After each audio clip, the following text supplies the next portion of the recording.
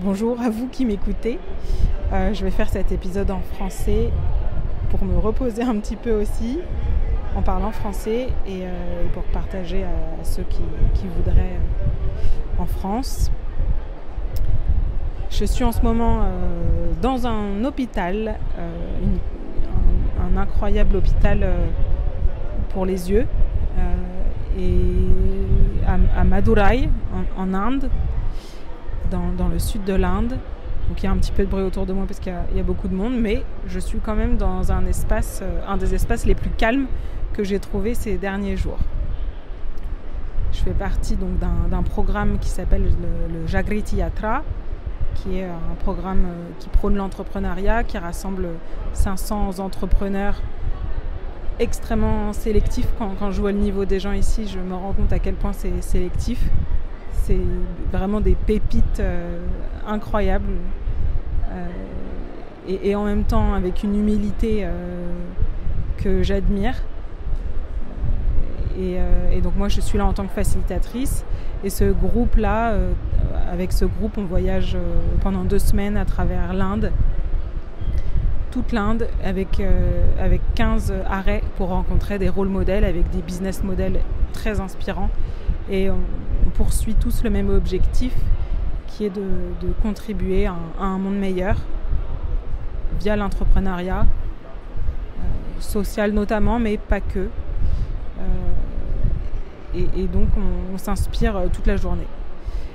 Et donc là ça fait 3 jours. Donc nous sommes dans un train. Les conditions sont extrêmement précaires, vraiment très précaires.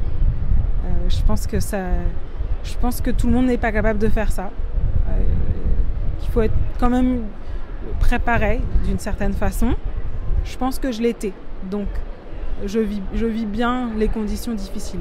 J'ai quand même eu besoin de pas trop réfléchir pour la première douche ici, la première nuit, parce qu'il y a quand même un challenge de promiscuité comme j'ai jamais connu. Les douches sont entre les sièges dans un compartiment avec des seaux d'eau mais franchement je suis étonnamment positivement surprise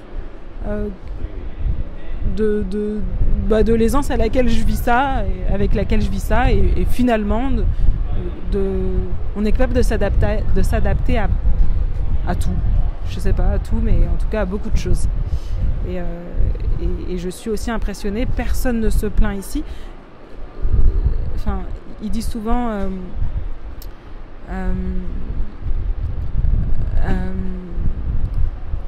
build instead of bon, je suis un peu fatiguée, j'oublie l'expression exacte, mais l'idée c'est que tout le monde collabore énormément, que personne ne se plaint et que tout le monde contribue. Donc la première chose qui me surprend, c'est à quel point aussi tout le monde, enfin le networking ici est assez impressionnant. Je ne sais pas combien de dizaines, voire centaines de personnes avec qui j'ai eu des conversations là juste en 3 jours. J'ai plus beaucoup de voix et il y a encore des gens à rencontrer. J'ai presque l'impression qu'il y a des rencontres à faire à volonté avec des gens qui ont des histoires passionnantes. Et ce qui est fou, c'est que je peux parler avec la personne à côté de moi. Je suis quasiment sûre d'avoir une histoire incroyable que je vais entendre. Et c'est incroyable comme expérience. J'ai l'impression d'être au milieu d'une librairie avec des livres humains ouverts tout autour de moi. La plus belle des librairies jamais visitées. Et je profite énormément. J'ai l'impression que chaque journée dure 1 semaine. Je trouve vraiment pas de temps off en fait. C'est à la fois très rempli et très riche. Et peut-être je pourrais ressentir une forme de frustration de pas avoir ces temps pour moi, rien que là pour enregistrer cet épisode. Je me suis isolée et c'est la première fois là en 3 jours que je prends quelques secondes pour m'isoler. J'ai l'impression que même dans la douche, on est en train de parler pour se raconter nos vies, nos cultures. C'est incessant et c'est passionnant. Mais c'est très, très exigeant en termes d'énergie, vraiment. Et le langage, c'est peut-être la langue, c'est peut-être ce qui me demande le plus d'efforts, parce que l'accent indien n'est pas facile à comprendre. Enfin, pour moi, qui ne suis pas habituée. Et les conditions sonores sont pas vraiment favorables non plus. Il y a énormément de bruit avec le train tout le temps. Comme là je vous dis, c'est l'endroit le plus calme que j'ai trouvé depuis 3 jours. Et voilà. Et peut-être aussi ce que je voulais partager sur mes surprises, c'est que le Jagriti Yatra, donc le voyage d'éveil en français, c'est du sanskrit, langage spirituel en Inde. J'ai beaucoup d'admiration pour l'organisation du Jagriti Yatra. C'est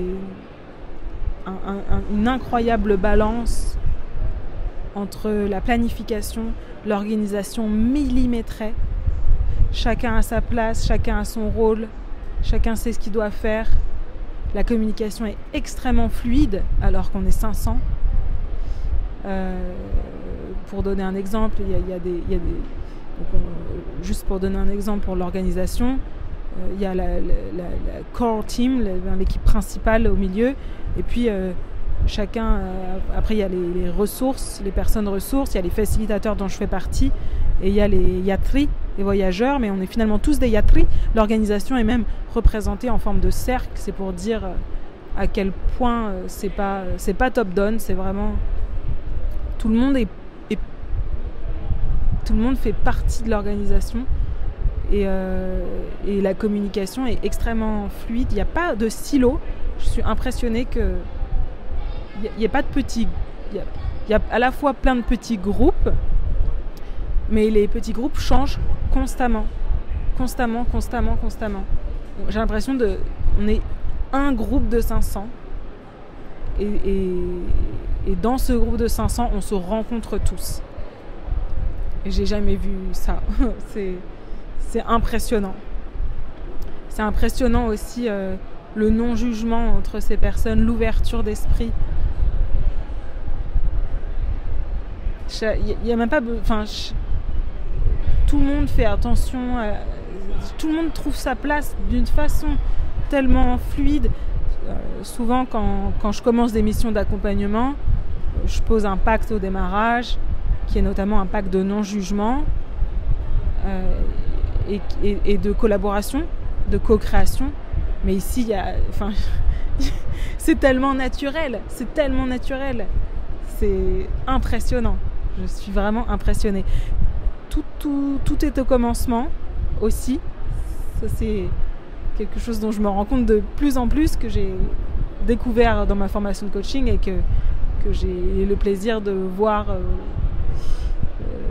exister dans les systèmes que je rencontre. Et donc dans le tout est au commencement ici, j'ai été impressionnée par le démarrage, le lancement en fait du train, qui était à la fois dans une très grande planification organisation, et c'est là où je vais reboucler avec mon point, et à la fois une très grande flexibilité.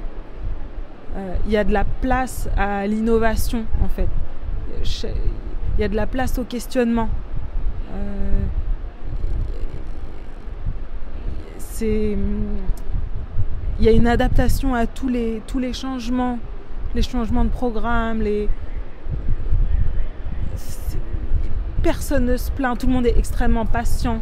Si on doit attendre pendant des heures parce que notre train est à la station d'à côté en train d'être lavé, on attend pendant des heures et il n'y a pas une seule personne qui va se plaindre. Au contraire, tout le monde va faire la fête, tout le monde va être joyeux. C'est aussi un exemple de joie ici que je rencontre, de joie, de bonheur des gens.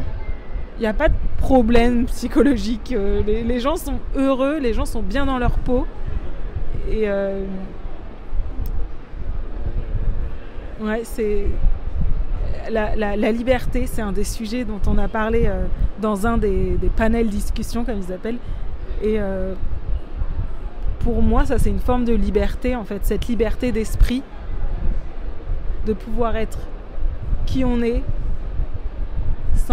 sans le moindre jugement, avec pour autant de diversité entre les participants, et à la fois ce droit à l'erreur, ce droit à la participation, take risk, vraiment cet encouragement à prendre des risques qui est au cœur de l'entrepreneuriat aussi, mais c'est très inspirant.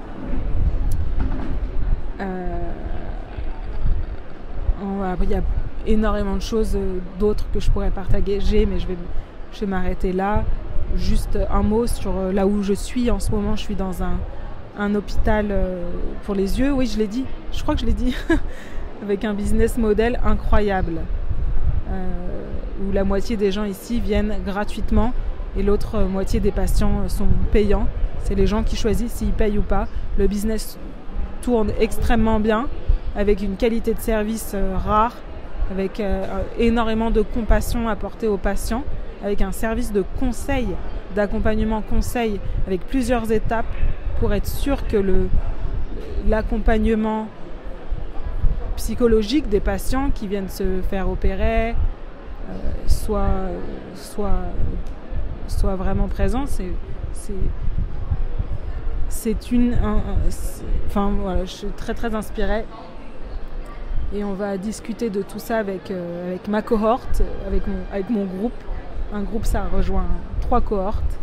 Donc, il y a plein de petites strates comme ça où on a des occasions de se rencontrer à plusieurs niveaux, échelles. Il y a des groupes dans des groupes qui tournent. C'est vraiment très inspirant.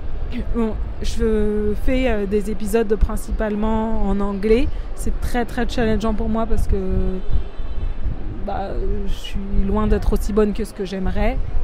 Et pour autant, ici, j'ai l'impression d'être tellement dans un mouvement de allez, on y va, que un peu plus de difficultés, un peu moins de difficultés, j'ai envie de dire, ça sera presque pareil. Donc allez, je me lance et je fais des épisodes en anglais. Écouteront ceux qui voudront. Et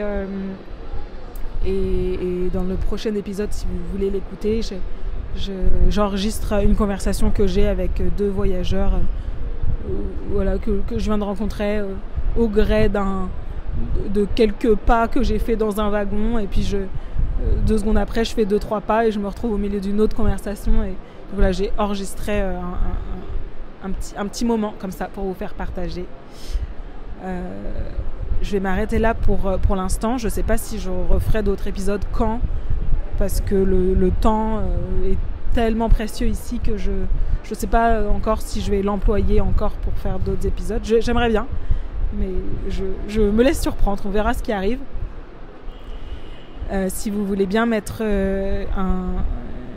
noter l'épisode avec une jolie note et un gentil commentaire sur Apple Podcast, ce serait super gentil, parce que c'est ce qui permet aux algorithmes de rendre ces épisodes visibles et donc ainsi de pouvoir promouvoir des belles initiatives comme le Jagriti Yatra. Donc je compte sur vous, merci d'avance, et puis très preneuse aussi de vos retours. Vous pouvez m'écrire sur LinkedIn directement ou où vous voulez, vous trouverez les informations. Vous pouvez aller sur coperspectives.com qui est mon site internet. Et je vous dis à très bientôt. Au revoir.